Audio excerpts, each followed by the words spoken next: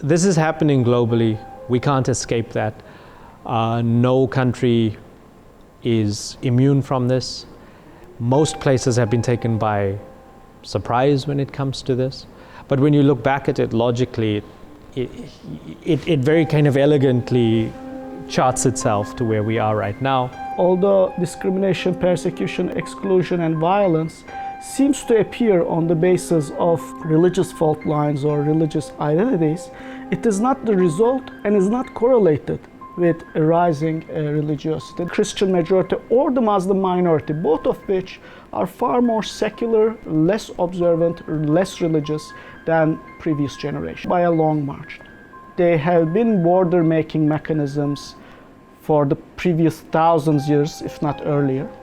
But most strikingly, in some cases, exactly the same litmus tests, border-making mechanisms that are used to label, tag, and exclude people remain. I think that right-wing populism, left-wing populism, religious extremism, all of these things are symptoms of a foundational, fundamental issue in this globalized world.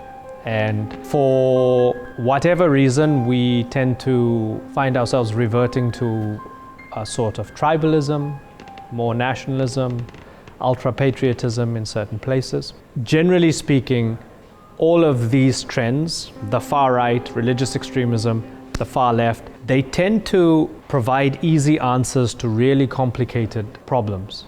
And they're problems that all the best minds in the world don't have answers to. And very similar to religious extremism, the far right, just like the far left in the past, especially with Soviet communism, promises a kind of utopia, promises paradise on earth. This is not only a trend emerged in the Europe, also is an ongoing trend in the US and the other parts of the world as well.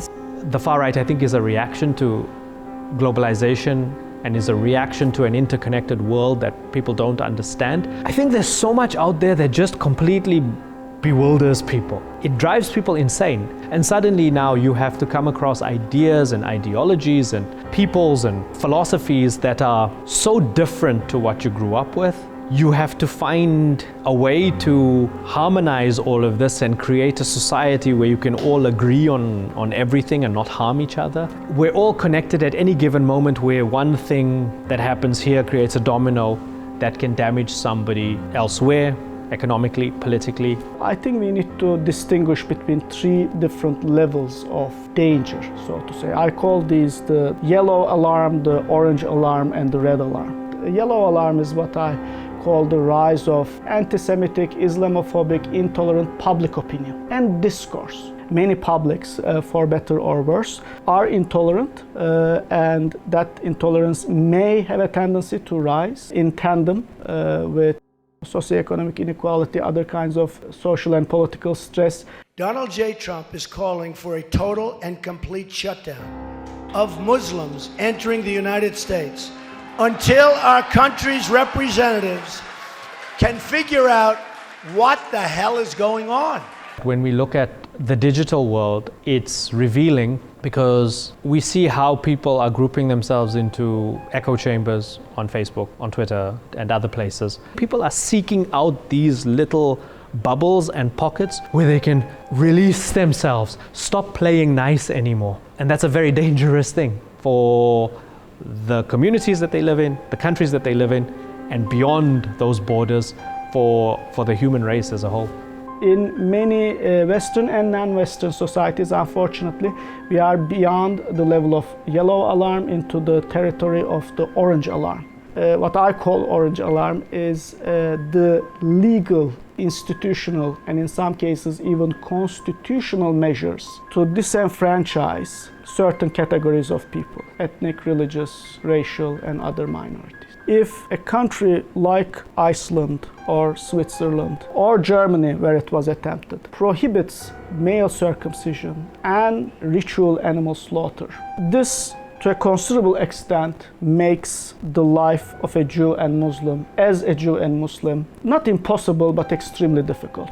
Because after all, ritual animal slaughter affects everyday life of Jews and Muslims because it's about what they eat every day. if you pass a legal and then in some cases, quasi-constitutional ban against religious dress, whether it's female headscarves, but it could also be like the turbans of the Sikhs and other Muslim, Sikh or Jewish yarmulkes and kippas and other, male religiously inspired dress. So if you wrest the custody of Muslim, Jewish and other children away from their parents and entrust it with the Danish government, the Norwegian government or the German government, how they should be raised and treated and dressed and what they should eat and not eat, that's a very dangerous slippery slope. And it's most surprising but also alarming that this would happen in a continent that has experienced multiple bouts of totalitarianism. Orange alarm is only one step away, I think, from red alarm,